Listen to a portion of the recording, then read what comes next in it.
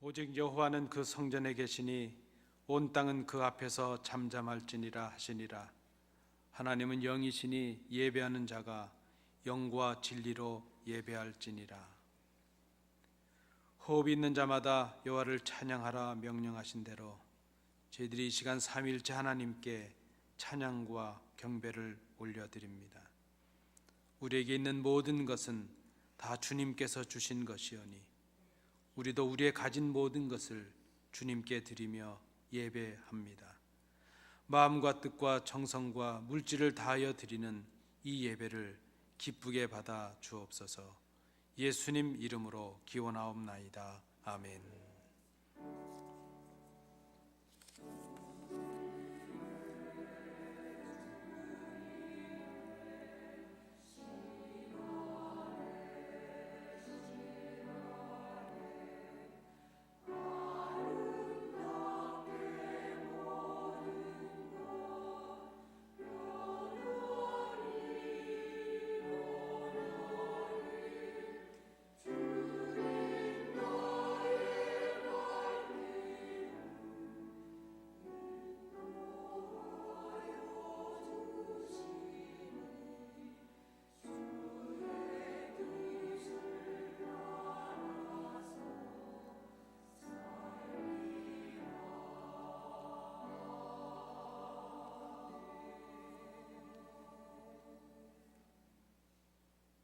상한 갈대도 꺾지 아니하시고 꺼져가는 등불도 끄지 않으시는 아버지 하나님, 그 자비하심과 긍휼하심을 의지하여 저희들이 이 시간 회개의 기도를 드립니다. 하나님을 사랑하고 이웃을 사랑하라 하신 가장 큰 계명을 외면한 채로 탐심에 사로잡혀 하나님 아닌 것을 하나님처럼 섬기며 이웃을 멸시하며 살았던 지난 한 주간임을 고백합니다. 하찮고 보잘것없는 이득을 얻기 위해서 하나님의 이름을 욕되게 할 때도 있었고, 불의와 타협하며 짝하여 살아갈 때도 많았음을 고백합니다. 멸망으로 끝날 길인 것을 알면서도 육신의 욕심과 쾌락을 위해 죄악된 길을 달려왔음을 고백합니다. 잠깐 보이다가 없어질 그 헛된 명예를 위해서 하나님의 영광을 가리는 일도 서슴지 않았음을 고백합니다. 이 모든 죄를 숨김없이 고백하오니 죄들을 불쌍히 여기사 용서하여 주옵소서. 이제는 아버지와 나만이 알고 있는 은밀한 죄를 인하여 묵묵히 참회의 기도를 계속드립니다.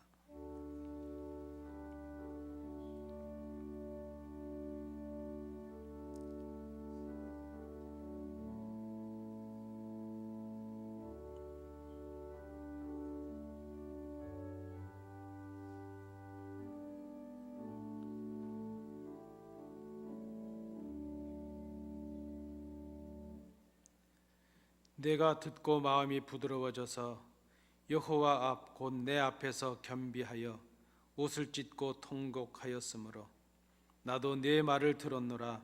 여호와가 말하였느니라. 아멘. 사도신경으로 우리의 신앙을 하나님께 고백하겠습니다. 전능하사 천지를 만드신 하나님 아버지를 내가 믿사오며 그 외아들 우리 주 예수 그리스도를 믿사오니 이는 성령으로 잉태하사 동정녀 마리아에게 나시고 본디오 빌라도에게 고난을 받으사 십자가에 못 박혀 죽으시고 장사한 지 사흘 만에 죽은 자 가운데서 다시 살아나시며 하늘에 오르사 전능하신 하나님 우편에 앉아 계시다가 저리로서 산 자와 죽은 자를 심판하러 오시리라. 성령을 믿사오며 거룩한 공회와 성도가 서로 교통하는 것과 죄를 사하여 주시는 것과 몸이 다시 사는 것과 영원히 사는 것을 믿사옵나이다. 아멘.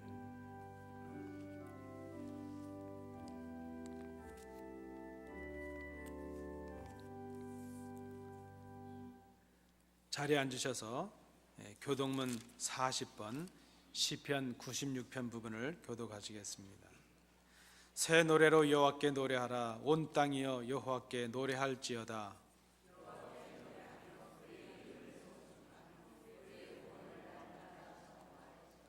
그의 영광을 백성들 가운데에 그의 기이한 행적을 만민 가운데 선포할지어다.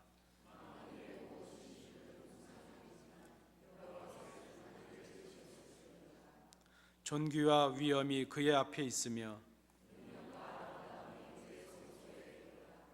아름답고 거룩한 곳으로 여호와께 예배할지어다. 하늘은 기뻐하고 땅은 즐거워하며 바다와 거기에 충만한 것이 외치고 그때 숲의 모든 나무들이 여호와 앞에서 즐거이 노래하리니 그가 의로 세계를 심판하시며 그의 진실하심으로 백성을 심판하시리로다. 아멘.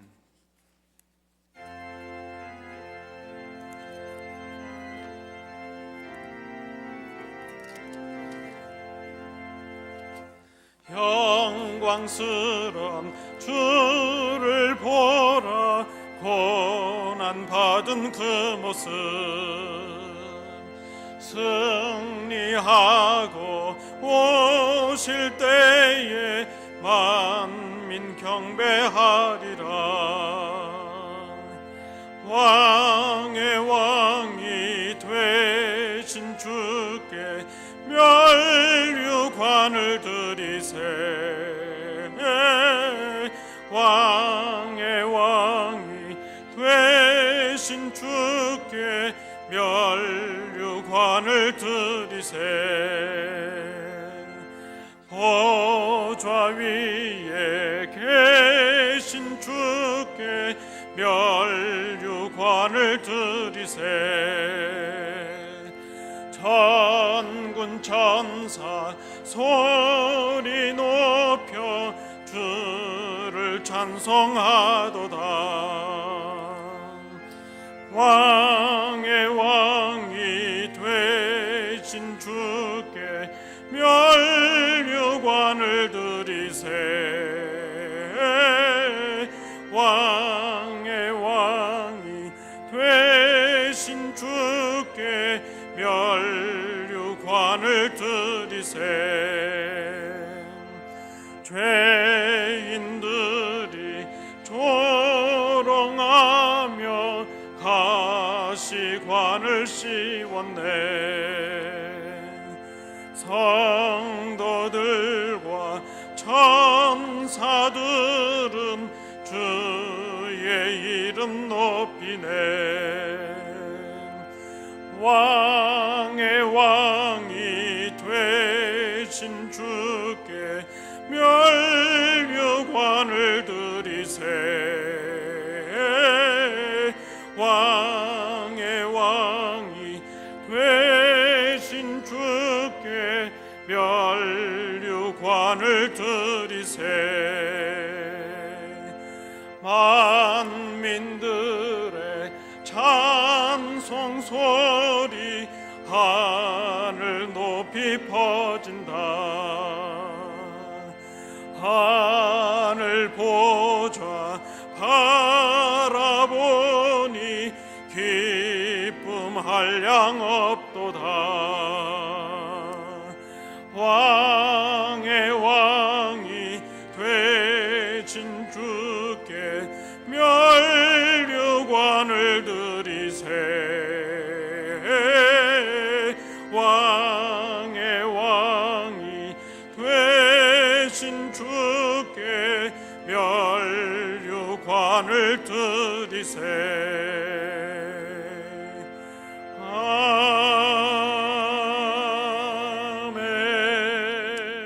아버지 하나님의 한량없는 은혜를 감사를 드립니다.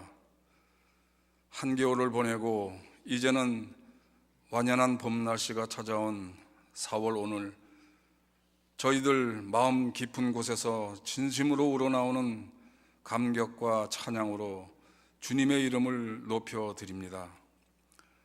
이 자리에 모인 온 성도들 신령과 진정으로 주님의 이름을 마음껏 찬양토록 이 시간 도와주시옵소서.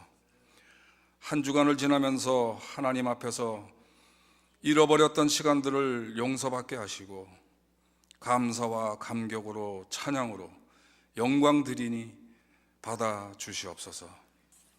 저희 안디옥 교회 물된 동상 같고 생명의 물이 끊어지지 아니하는 샘 같은 주님의 교회가 되기를 원합니다.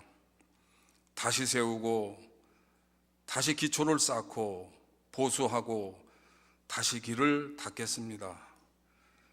저희 성도들 참된 변화를 경험하며 의의 열매를 맺기를 원합니다. 아버지여 도와 주시옵소서. 저희 안디옥 교회 말씀으로 다시 흥왕케 하시고 참된 부흥을 허락하여 주시옵소서. 계속 이어지는 40일 릴레이 기도에 한 성도 한 성도님들 간절히 주님께 부르짖기를 원합니다. 이제는 성령이 하나 되게 하신 것을 힘써 지키고 성장시켜 나갈 줄 아는 교회가 되게 하여 주시옵소서. 나를 낮추고 나를 감추고 오직 예수님만 높여지고 나타내는 주의 몸된 교회를 섬길 수 있도록 주님 인도하여 주시옵소서. 오직 성령님의 감동 감화만이 세워지는 안디옥 재단이 될 수 있도록 아버지여 인도하여 주시옵소서.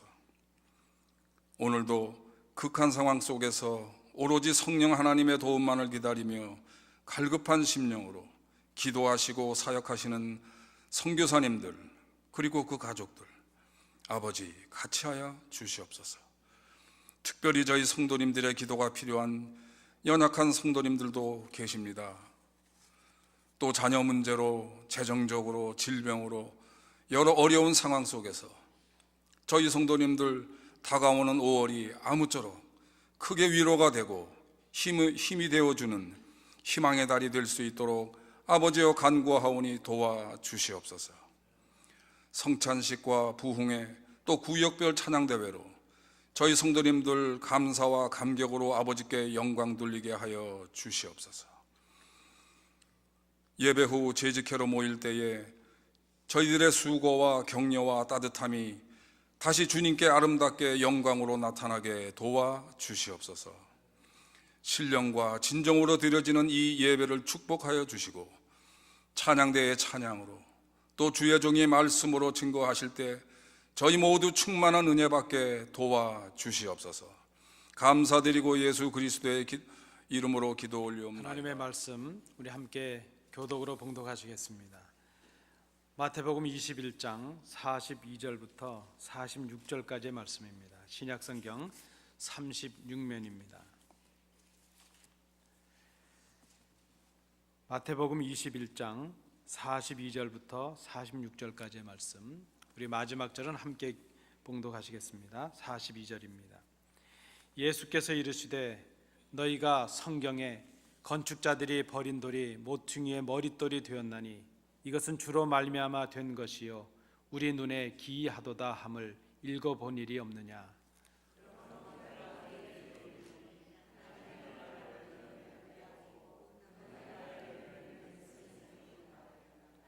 이 돌 위에 떨어지는 자는 깨지겠고 이 돌이 사람 위에 떨어지면 그를 가루로 만들어 흩으리라 하시니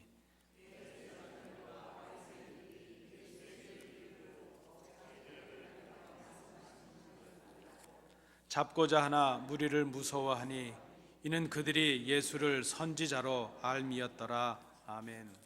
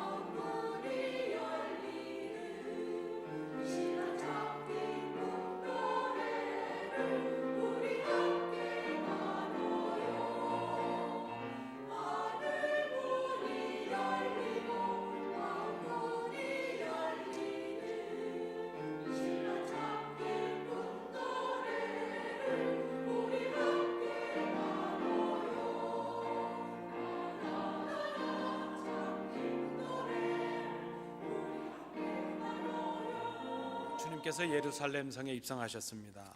이제 그 공생의 기간을 일주일 정도 남겨두신 주님은 스스로 메시아 되심을 이제 공개적으로 드러내십니다. 성전에 입성하신 그 다음날 주님은 성전을 정화하셨습니다.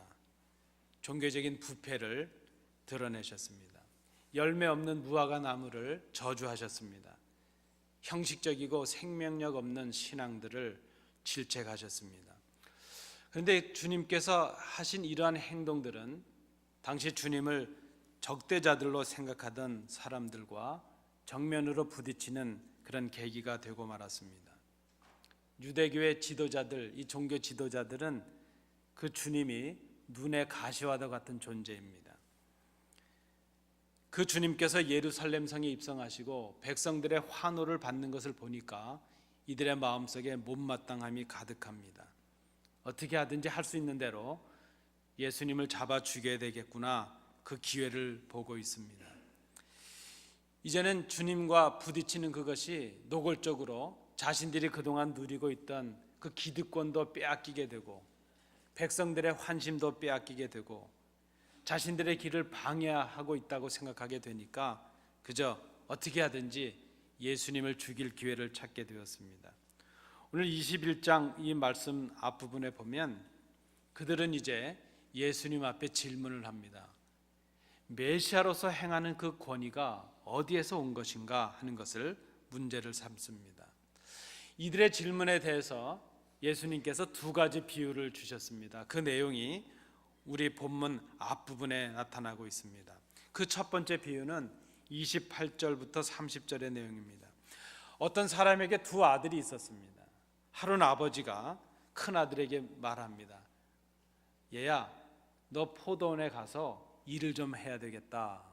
그랬더니 그 아들이 그렇게 해놓고는 가지 않았다는 것입니다.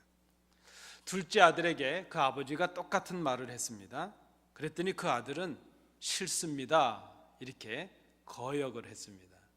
근데 잠시 후에 이 아들이 아버지에게 그렇게 거역했던 것을 뉘우치고 포도원에 가서 일을 했다는 그런 비유입니다. 두 번째 비유는 33절부터 39절의 내용입니다. 한 포도원 주인이 포도원을 만들었습니다. 이제 좋은 울타리도 만들고 견관 망대도 세웠습니다. 포도를 수확할 때 필요할 수 있는 모든 장비들을 잘 갖추었습니다. 그리고 농부들에게 새를 주고 타국으로 떠나게 되었습니다. 이제 열매를 거둘 때가 되었습니다. 열매를 거둘 때가 되어서 그 주인은 그 농부들에게 종들을 보냈습니다. 그런데 이 농부들이 주인이 보낸 종들을 때리고 죽이고 돌로 쳤다 하는 것입니다. 그래서 주인은 다시 더 많은 종들을 그 농부들에게 보냈습니다. 수확한 것을 얻기 위해서입니다. 그런데 이번에도 그 농부들은 전에 했던 것처럼 그렇게 주인이 보낸 종들을 때리고 죽이고 돌로 쳤습니다. 이제 그 주인은 이제는 아들을 보냅니다. 아들을 보내면서 내가 전에 종들을 보냈을 때는 이 농부들이 그 종들을 그렇게 막대했는데 이제 아들을 보내니까 내 아들은 존귀하게 대하지 않겠는가, 그렇게 생각을 했습니다. 그런데 이 농부들은 주인이 보낸 아들을 보게 되니까 이 아들을 죽여버리면 이 아들에게 돌아올 그 모든 상속의 유산이 우리 차지가 되지 않겠느냐, 그렇게 생각을 하고 그 아들을 포도원 밖에 내쫓아서 거기서 죽여버렸다는 그런 비유의 말씀입니다. 이 두 비유를 말씀하신 후에 주신 말씀이 오늘 우리가 봉독한 본문의 말씀입니다. 그러니까 이 비유를 잘 이해하기 위해서는 오늘 본문을 잘 읽으실 필요가 있고, 또 오늘 본문을 잘 이해하시기 위해서도 앞에 두 비유를 우리가 이해하면서 서로 말씀을 이해하는 것이 필요하다 생각이 됩니다. 비유로 말씀하신 이유가 무엇일까 하는 것을 생각해 봅니다. 그 이유를 우리가 오늘 본문에서 찾아볼 수 있습니다. 첫 번째 이유는 쓸모없다고 버려지는 것이 중요한 것일 수 있다 하는 것입니다. 오늘 본문은 이렇게 말씀합니다. 건축자들이 버린 돌이 모퉁이의 머릿돌이 되었다. 여러분, 머릿돌이라는 것이 무엇인가요? 모퉁이 돌이라고 하는 것.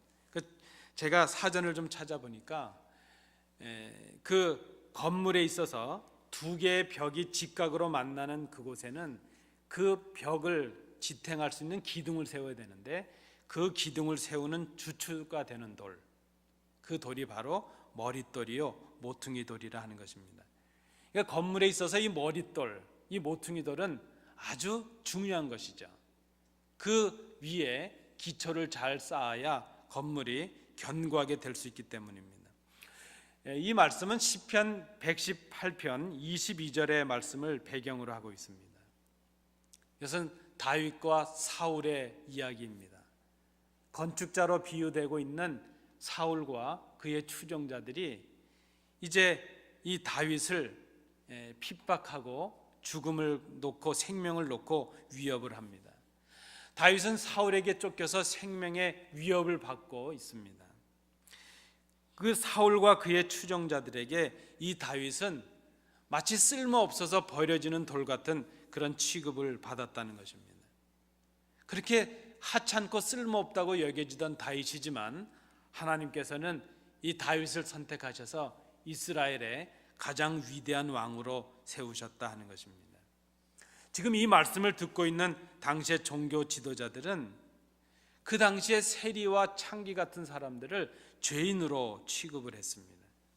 그들을 쓸모없는 사람들, 마치 쓸모없어서 버려지는 그런 돌처럼 그렇게 취급하고 버렸다는 것입니다.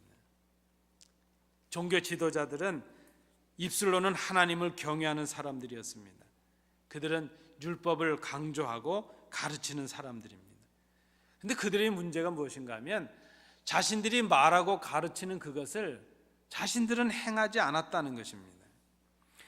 그들은 다른 사람들에게 율법과 말씀에 순종하라 이렇게 가르치고 강요하면서도 정작 자신들은 그 가르침에 순종하지 않는 그런 사람들이었습니다. 자신들은 특권이 있다고 생각했습니다. 다른 사람들은 그런 특권을 갖지 못했다고 생각을 했습니다. 그런 생각으로 판단하고 멸시했습니다. 심지어 이 당시의 종교 지도자들은 예수님까지도 건축자가 버린 돌같이 버려버리고 말았습니다. 그런데 성경은 그렇게 기록합니다. 그렇게 버려진 돌이신 예수께서 바로 세상을 구원하신 구세주요 메시아였다는 것을 기록하고 있습니다. 여러분, 쓸모없다고 버려지는 것들 중에 참으로 중요한 것이 있습니다. 그런 경험들이 있으시죠? 쓸모없을 거라 생각하고 버렸는데 나중에 그것이 없어서 아주 곤란을 당할 때가 얼마나 많은지 모릅니다. 우리가 쉽게 범하는 실수 중에 하나입니다. 우리는 누군가가 쓸모없을 것이다 그렇게 판단을 할 때가 있습니다. 간혹 그런 분들이 있습니다. 우리 가정에 누구는 참 쓸모가 없어. 누구는 없었으면 좋았을 텐데. 그런 생각을 하실 때가 있나요? 우리 교회에 이런저런 사람은 도움이 안 되는 것 같아, 쓸모가 없는 것 같아 이렇게 생각할 수도 있습니다. 그런데 여러분, 좀 우리가 정직하게 잘 생각해 봐야 됩니다. 그 판단의 기준이 어디서 있느냐 하는 것이죠. 우리는 그런 판단을 할 수 있는 자격이 없는 사람들이라 하는 것입니다. 오히려 우리가 쓸모없을 것이라고 버린 것들 중에 참으로 귀한 것들이 있을 수 있다는 것입니다. 쓸모없다고 버려지는 것, 그것이 꼭 필요한 것일 수 있다는 것입니다. 판단하지 말아야 될 것입니다. 왜 그렇습니까? 우리가 판단하는 그 판단의 마지막 칼날은 우리 자신에게 향하고 우리 자신들에게로 돌아올 수 있기 때문입니다.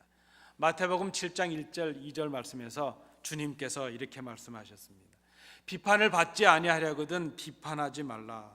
너희가 비판하는 그 비판으로 너희가 비판을 받을 것이요 너희가 헤아리는 그 헤아림으로 너희가 헤아림을 받을 것이니라. 여러분, 판단할 수 있는 기준이 우리에게 없습니다. 판단할 수 있는 자격도 우리에게 없습니다. 오히려 우리는 깨닫지 못해서 쓸모없다고 버리지만 그것을 하나님께서, 우리 주님께서는 귀하게 보실 수 있다는 것을 생각해야 됩니다. 버려진 돌이 모퉁이의 머릿돌이 될 수 있다는 것입니다. 두 번째, 주님께서 주신 이 비유의 말씀을 우리가 오늘 본문과 비교해 보면서 이런 제목을 붙여볼 수 있습니다. 두 번째는, 이번에 한번 따라해 주시겠습니까? 충성은 말에 있는 것이 아니다. 순종은 말에 있는 것이 아니다. 고맙습니다, 여러분. 포도원에 가서 일을 하라는 아버지의 말씀이 있었습니다. 이 아버지의 말씀에 대해서 아버지의 뜻대로 한 아들은 누구인가? 큰 아들은 아버지 가겠습니다 이렇게 말해놓고 가지 않았습니다. 둘째 아들은 싫습니다. 물론 둘째 아들은 싫습니다 이렇게 말하고 나중에 뉘우치고 가기는 했습니다. 그런데 누가 더 죄인이고 누가 잘했냐 못했냐 하는 것을 따지기 전에 아버지 앞에는 다 죄인들이라 하는 것입니다. 큰 아들은 말과 행동을 다르게 함으로 아버지를 속였습니다. 아버지, 제가 하겠습니다, 가겠습니다 하고 아버지 뜻대로 안 했으니까 속인 것이고요. 둘째 아들은 아버지의 말씀을 대놓고 거역했으니까 그것도 잘못한 것입니다. 지금 이 말씀을 듣고 있는 당시의 종교 지도자들은 자신들은 누구보다도 하나님의 뜻을 잘 알고 잘 순종하고 있다, 잘 지키는 사람들이라 그렇게 스스로 생각을 합니다. 그런 생각에서 하나님의 말씀을 거역하고 있는 것처럼 보여지는 세리와 창기들, 이방인들을 멸시하고 죄인이라고 정죄를 합니다. 그런데 지금 주님께서 하시는 이 말씀은 무엇인가요? 지금 말로는 하겠습니다 하고 하지 않는 그 종교 지도자들이나 유대인들이나 하나님의 마음과 뜻을 깨닫지 못해서 싫습니다 그렇게 거역하고 있는 세리나 창기들이나 혹은 이방인들이 모두가 다 하나님 앞에서 죄인이라 하는 것입니다. 종교 지도자들은 자신들이 알고 자신들이 말하고 있는 것을 행하지 않았습니다. 자신들이 깨닫고 있고 또 가르치고 있는 그 하나님의 법을 스스로 순종하지 않았습니다.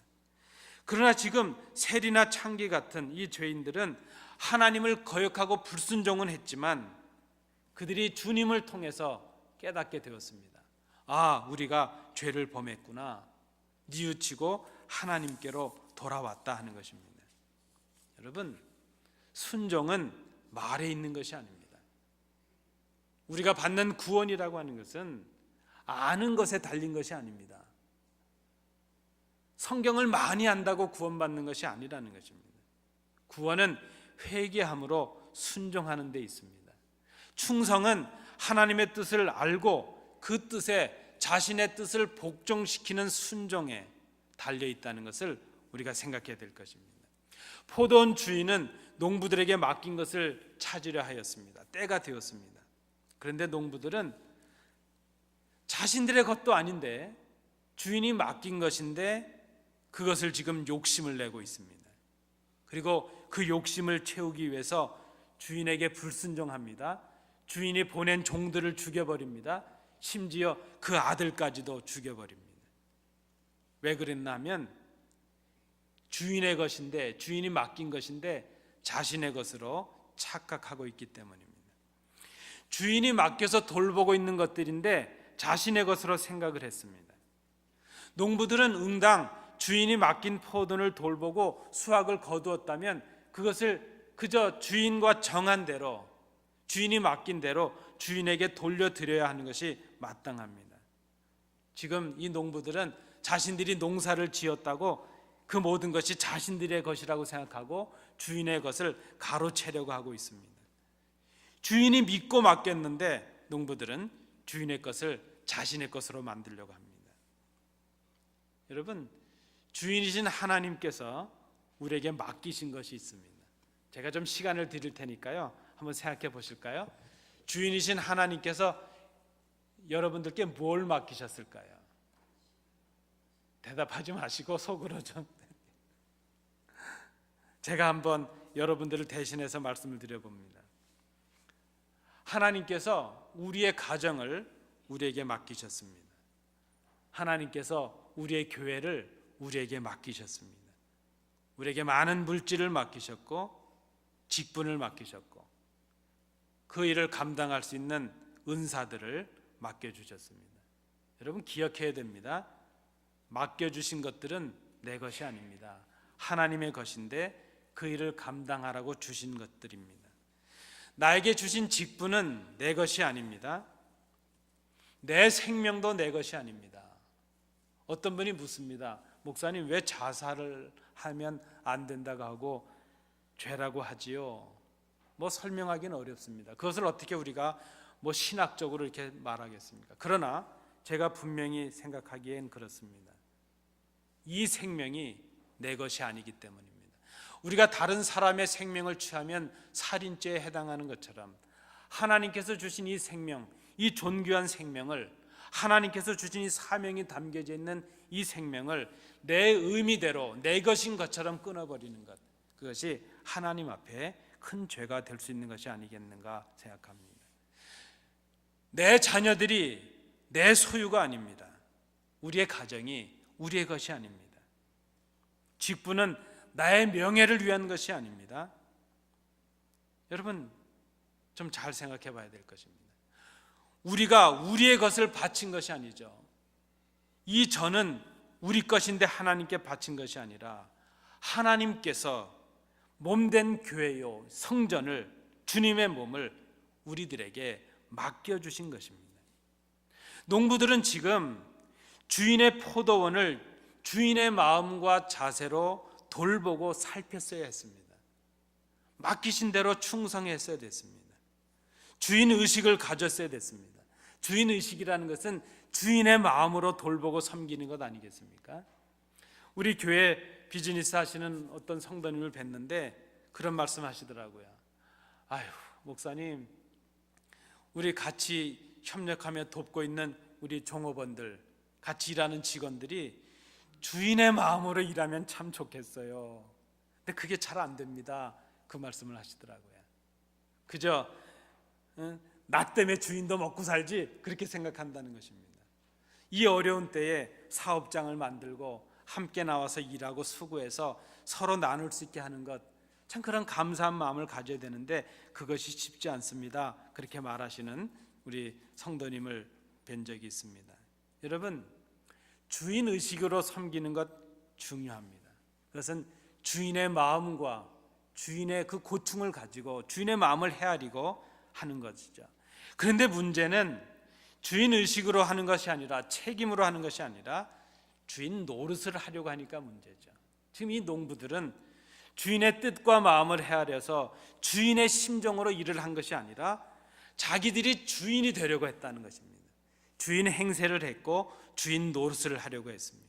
심지어 그 아들을 죽여서까지 주인의 것을 가로채려고 했다는 것입니다. 충성은 말에 있는 것이 아닙니다.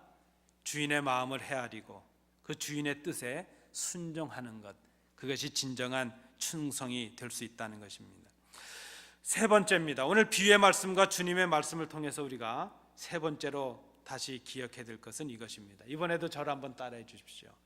주님은 이 말씀을 통해서 우리가 돌아오기를 기다리신다. 고맙습니다.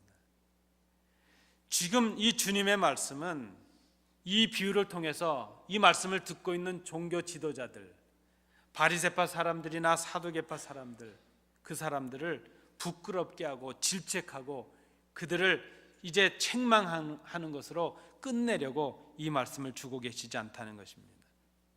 이 말씀을 주시고 비유로 풀어서 설명해 주시는 큰 이유는 이들로 하여금 깨닫고 뉘우쳐서 주님께로 돌아오게 하는데 이 말씀의 목적이 있다는 것입니다.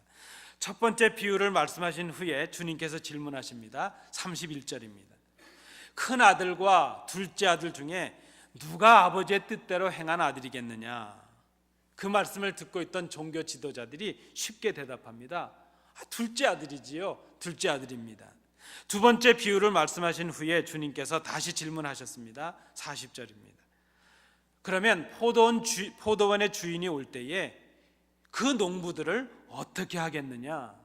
또 그들이 쉽게 대답을 합니다. 그 악한 자들을 진멸하고 포도원은 제때의 열매를 바칠 만한 다른 농부들에게 새로 주어야 하는 것이 마땅합니다.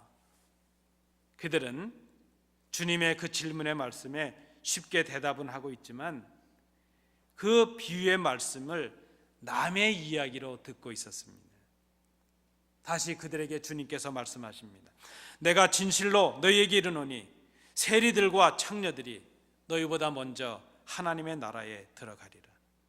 건축자들이 버린 돌이 모퉁이의 머릿돌이 될 것이다. 하나님의 나라를 너희는 빼앗기고 그 나라의 열매 맺는 백성이 받을 것이다. 그들은 지금 주님 앞에서 비유로 풀어주시는 이 주님의 말씀을 들으면서도 자신들이 바로 뉘우치지 못하고 돌아오지 못하는 큰 아들과 같다는 것을 깨닫지 못했습니다. 자신들이 바로 그 뉘우치고 회개하는 그 아들, 그 둘째 아들처럼도 깨닫지 못하고 뉘우치지 못하는, 회개하지 못하는 사람들인 것을 생각하지 못했습니다. 죄를 지었을지라도 회개하고 주님께로 돌아오면 그것이 주님께 큰 기쁨이 된다는 그 주님의 마음을 깨닫지 못했기에 그들은 그저 세리들과 창기들, 죄를 지어서 주님의 말씀을 깨닫지 못한 그 백성들을 멸시하고 정죄하는 일에 자기들의 모든 열심을 쏟고 말았다는 것입니다. 그들이 알아야 될 사실이 있었습니다. 죄인이라고 정죄받고 있는 그들은 회개하고 주님을 영접함으로 구원을 받고 있는데 정작 하나님을 잘 믿고 있다고 생각하고 하나님을 알고 있다고 하는 자신들이 회개하지 못했고 주님께로 돌아오지 못했고 구원을 받지 못하고 있다는 것을 스스로 깨닫지 못했다는 것입니다. 오늘 주님께서 말씀하시고 있는 열매 맺는 자가 누구입니까? 자신들의 죄를 뉘우치고 회개하고 주님께로 돌아오는 그 회개의 열매를 맺는 사람, 그 사람이 바로 하나님의 나라에 합당한 그 열매를 거두는 사람이라는 것을 그들이 깨닫지 못했다는 것입니다. 여러분, 오늘 본문을 통해서 우리가 주님의 말씀을 듣습니다. 하나님은 우리가 회개하지 아니하면 우리에게 맡기신 것들을 거두어 가십니다. 처음 사랑을 상실해버린 에베소 교회에 주신 계시록의 말씀입니다. 그러므로 어디서 떨어졌는지를 생각하고 회개하여 처음 행위를 가지라. 만일 그리하지 아니하고 회개하지 아니하면 내가 너에게 가서 내 촛대를 그 자리에서 옮기리라. 오늘 본문 44절 말씀에도 주님께서 말씀하십니다. 이 돌 위에 떨어지는 자는 깨지겠고 이 돌이 사람 위에 떨어지면 그를 가루로 만들어 흩으리라. 여러분, 이 말씀의 의미가 무엇이겠습니까?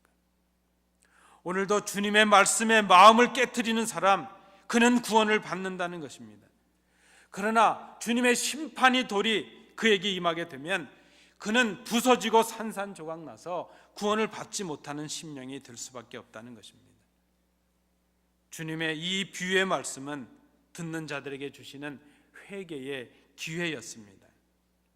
당시에 이 종교 지도자들은 주님의 말씀을 들었습니다. 그 말씀을 들을 때 마음속에 찔림이 있었습니다. 아, 이 말씀은 바로 우리들에게 주시는 말씀이구나.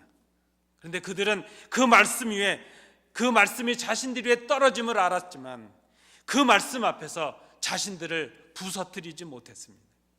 그 말씀에 자신들을 깨트리지 못했다는 것입니다. 이제 그들에게 남겨진 것은 무엇입니까?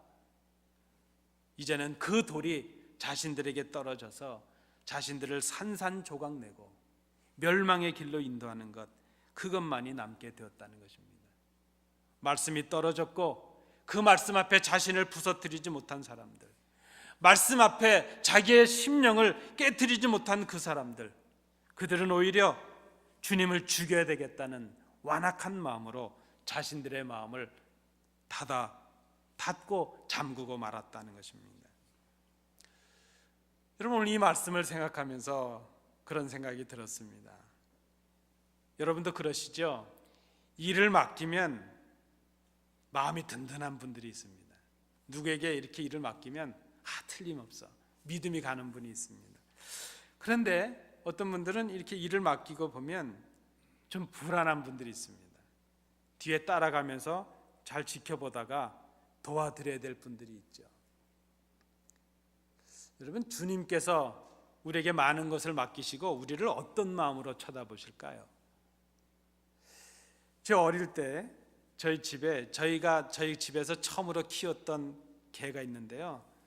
저희 집이 총 몇 마리를 키웠었는데 그 처음 개가 이름이 럭키였습니다. 그 당시엔 상당히 세련된 이름입니다. 저희 주위의 친구들 이름은 대개 독구 뭐 이런 개인데 럭키였죠. 뭐 품종은 그렇게 좋은 개는 아닙니다. 그런데 그 개는 저희들에게 참 특별한 개였습니다. 처음 개이기도 했고 많은 사랑을 받았던 개였죠. 집에 비어 있을 때 그 마루 밑에 있었던 연탄 아궁이에 덮개를 잘못 덮어서 이게 화력이 올라와서 마루가 탔던 적이 있습니다. 전체 집이 다 불이 탈 뻔했는데 그때 우리 그 럭키가 그저 목이 쉬어라 그냥 짖어서 동네 지나가던 분들이 하도 개가 짖어대니까 들어와서 보니까 마루가 그냥 불이 타 있던 거죠. 그래서 그 우리 럭키 때문에 집에 화재도 막을 수 있었죠. 그런데 문제가 생겼습니다. 그저 우리 삼형제는 어떻게 하든지 이 럭키와 일생을 같이 할 것이라, 혹 이제 나이가 많아져 늙어 죽으면 좋은 데 묻어줘야지 이렇게 생각을 했습니다. 근데 부모님 생각이 좀 다르셨던 것 같아요. 어느 정도가 되니까 저희가 좀 낌새를 보니까 이 개를 팔아버리실 것 같은 겁니다. 그래서 학교 가는 시간이 불안한 시간이 되었습니다. 학교 갈 때마다 당부를 하죠. 엄마, 오늘 개 안 팔 거죠? 안 판다. 아빠, 오늘 개 안 팔죠? 절대 안 판다.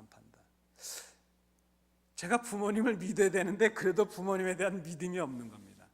그래서 제가 우리 가까운 데 계시던 우리 외할아버님을 제가 찾아가서 부탁을 드렸습니다. 할아버지, 엄마 아빠가 아무래도 개를 팔아버릴 것 같은데 할아버지가 좀 지켜주셔야 되겠습니다. 그랬더니 저희 할아버지께서 걱정하지 말라 그러신 겁니다. 그래서 저는 이제 마음을 놓고 학교를 갔습니다. 갔다 왔는데 개가 안 보이는 겁니다. 근데 갑자기 저희 할아버지께서 저를 시장에 가자 그러더니 맛있는 걸 사주시는 겁니다. 그래서 이제 얻어먹었습니다. 잘 얻어먹었는데 나중에 알고 보니까 그게 개를 판 값이더라고요. 아니, 저는 할아버지를 믿었는데 그 개를 팔아버린 분도 할아버지셨습니다. 정말 세상에 믿을 분이 없었습니다.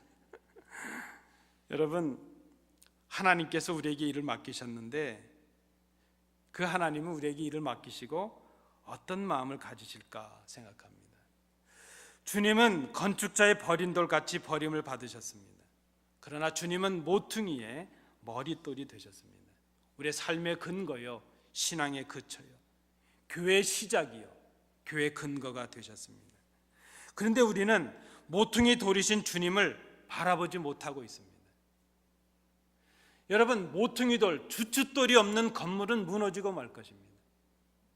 우리는 다시 그 십자가의 주님을 바라봐야 될 때가 되었습니다. 우리 삶의 근거요, 신앙의 근거요, 우리의 모든 언행의 근거가 되시는, 기초와 근거가 되시는 그 주님을 우리가 다시 보아야 될 것입니다. 주님의 뜻을 깨닫지 못하는 사람, 주님의 말씀에 순종하지 못하는 사람, 그들은 마치 그 건물에서 모퉁이돌, 주춧돌, 가장 그 귀한 머릿돌을 빼어버린 그런 어리석은 사람과도 같다는 것입니다. 맡기신 사명을 충성으로 순종하지 않는 사람, 그 사람들은 악한 사람들입니다. 회개하지 아니함으로 돌이키지 않는 사람, 그 사람들은 어리석은 사람들입니다. 그런데 그 어리석은 사람들은 마치 건물의 머릿돌을 빼어버린 그런 어리석은 사람과 같다는 것입니다. 오늘 이 종교 지도자들이 주님의 말씀을 듣고 있는 그 어리석은 사람들이 바로 그들입니다. 그런데 이 본문을 잘 읽어보니까 그 어리석은 사람들이 바로 우리들인 것을 생각합니다. 이 말씀은 그 예수님 당시에 종교 지도자들의 이야기가 아니라 오늘 우리에게 주시는 우리들의 이야기인 것을 우리가 깨닫습니다. 여러분, 우리의 문제가 바로 여기에 있습니다. 나는 문제가 없고 나는 잘못이 없고 내가 판단의 기준이라고 생각하는데 우리의 큰 문제가 있습니다. 나는 다른 사람을 판단할 수 있는 자격이 있다고 생각하는데 우리의 문제가 있습니다. 나는 회개할 것이 없다 그렇게 생각하는데 우리의 문제가 있습니다. 우리는 오늘 이 본문을 보면서 쉽게 큰 아들을 비난합니다. 어떻게 한다 그러고 안 할 수가 있어. 우리는 오늘 이 본문을 보면서 이 농부들을 참으로 악한 농부들이구만 쉽게 비난하고 판단합니다. 그런데 여러분, 그 큰 아들이 바로 우리예요. 악한 농부가 바로 우리인 것을 우리가 고백해야 될 것입니다. 오늘 주님은 이 말씀을 통해서 우리가 주님께로 돌아오기를 기다리고 계십니다. 하찮다고 생각하는 것들, 그 속에 하나님의 귀한 뜻이 있는 것을 깨달으라고 말씀하십니다. 그리고 우리가 말이 아니라 그 말씀에 순종함으로 주의 뜻을 충성하기를 원하고 계십니다. 우리가 주님께로 돌아가지 않으면 우리는 우리의 삶에, 우리의 신앙의 기초를 잃어버린 무너진 건물과도 같을 것입니다. 우리의 머릿돌이신 주님을 버려버리는 어리석음에 빠진 사람들이 될 것입니다. 오늘 저는 이 본문의 제목을 바꾸었습니다. 그저 건축자의 버린 돌이 머릿돌이 되었다는 그 본문을 제목을 이렇게 바꾸었습니다. 그 귀한 머릿돌을 버리고 살아가는 사람들, 머릿돌을 버린 사람들, 그들이 바로 주님께로 돌아오지 못한 악한 우리들인 것을 우리가 생각합니다. 이 아침에 생각해 봐야 될 것입니다. 우리는 우리의 그 머릿돌이신 주님을 버린 사람들은 아닌지, 이 주의 음성을 듣고 주님께로 돌아서는 우리 교회, 우리 심령들, 우리 성도들 되시기 바랍니다. 기도하겠습니다. 아버지 하나님, 오늘 우리에게 주시는 이 말씀을 우리의 말씀으로 듣습니다. 그리고 우리가 주님께로 돌아가기를 소원합니다. 우리의 머릿돌이신 주님을 깨닫게 하시고 그 주님께 순종함으로 우리에게 맡기신 사명을 회복하는 저희들이 되도록 인도해 주시옵소서. 예수님 이름으로 기도하옵나이다. 아멘.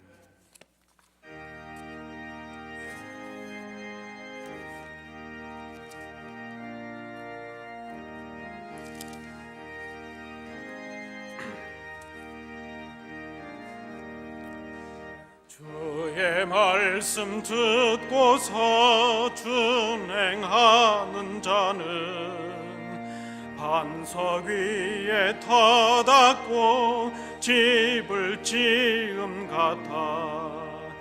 비가 오고 물 나며 바람 부딪혀도 반석 위에 세운 집 무너지지 않네. 잘 짓고 잘 짓세, 우리 집 잘 짓세. 만세 반석 위에다 우리 집 잘 짓세. 주의 말씀 듣고도 행치 않는 자는 모래 위에 터닫고 집을 지음 같아. 비가 오고 물 나며 바람 부딪힐 때 모래 위에 세운 집 크게 무너지네. 잘 짓고 잘 짓세, 우리 집 잘 짓세. 만세 반석 위에다 우리 집 잘 짓세.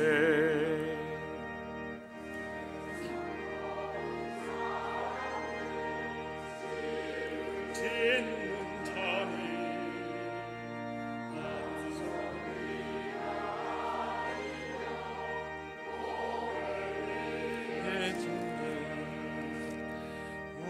우리 구주 오셔서 지은 상을 줄 때 세운 공로 따라서 영영상 벌 주리. 잘 짓고 잘 짓세 우리 집 잘 짓세. 만세 반석 위에다 우리 집 잘 짓세. 은혜가 풍성하신 아버지 하나님, 부족하고 나약한 저희들을 부르셔서 예배하게 하시고 주의 은혜를 깨닫게 하심을 감사합니다. 우리에게 맡기신 것 주의 것임을 고백하며 귀한 예물을 드립니다. 우리의 마음과 정성도 함께 드리오니 주님 받아주시고 이 예물이 하나님 나라와 영광을 위하여 귀하게 쓰여지는 예물 되도록 구별해 주옵소서. 드린 손길들을 심령으로부터 복된 감사와 감격이 넘치게 하셔서 그들의 생업과 기업 위에 하나님의 복이 임하게 하시며 더 많은 것으로 드리고도 베풀고도 남음이 있는 복의 근원의 삶을 살게 하여 주옵소서. 주신 은혜 감사드리며 예수님 이름으로 봉헌 기도하옵나이다. 아멘. 감사합니다. 자리에 앉으시겠습니다.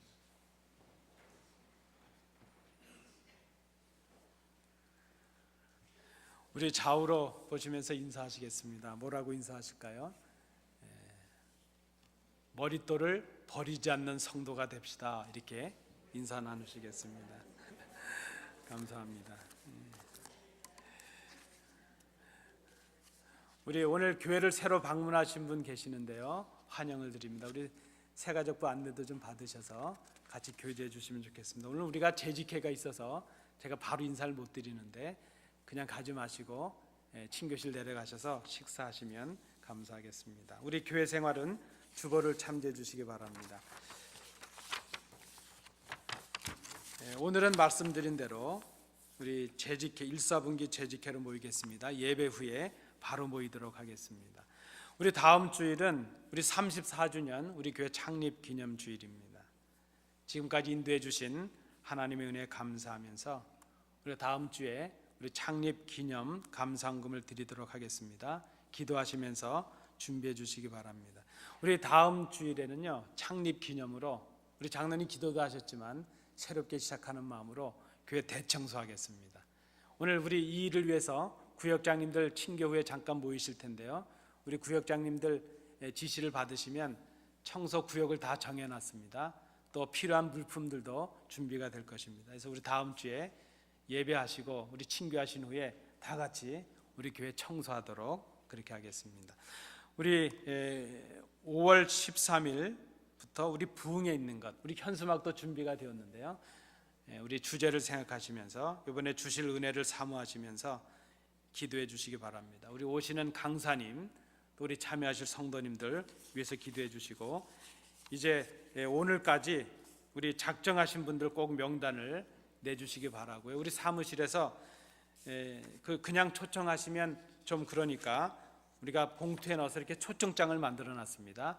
한 분이 한 2장씩 이렇게 가져가셔서 초청하셔서 같이 은혜를 사모하시는 우리 성도들 되시기 바랍니다.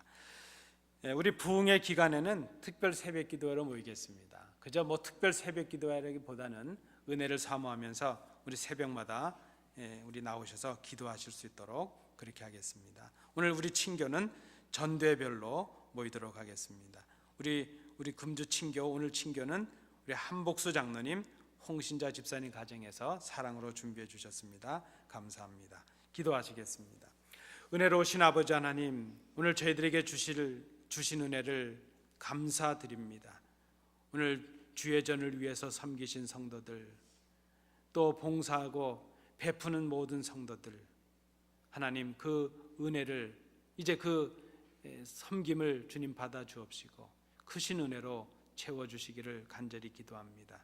특별히 병상의 자리에서 또 이제 출타한 우리의 성도들, 오늘 함께하지 못한 우리의 성도들 기억해 주셔서 이제 동일한 은혜를 허락해 주시기를 간절히 원합니다.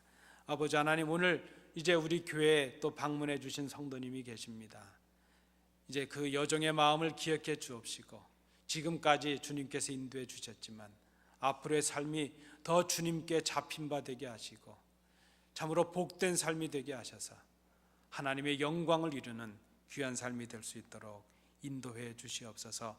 아버지 하나님, 이제 예배를 마치고 세상을 향해 우리 성도들이 나아가려고 합니다. 이번 한 주간 동안 우리에게 주신 말씀을 부여잡고 승리의 삶을 살아가는 복된 성도들 되게 하여 주옵소서. 감사드리며 예수님 이름으로 기도하옵나이다. 아멘. 우리 다 일어나셔서 주님 가르쳐 주신 기도 찬양하시겠습니다.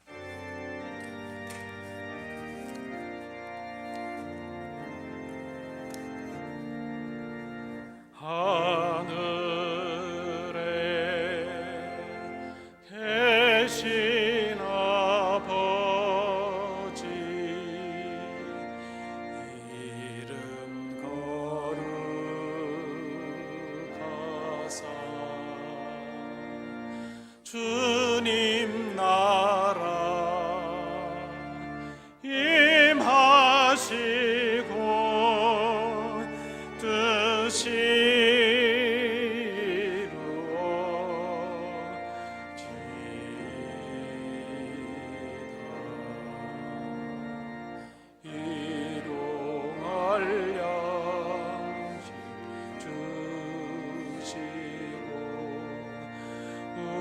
우리들의 큰 죄 다 용서하옵시고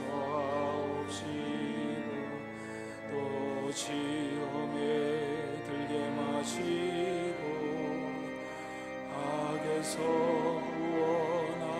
구원하소서. 대개 주의 나라 주의 권세 주의 영광 영원히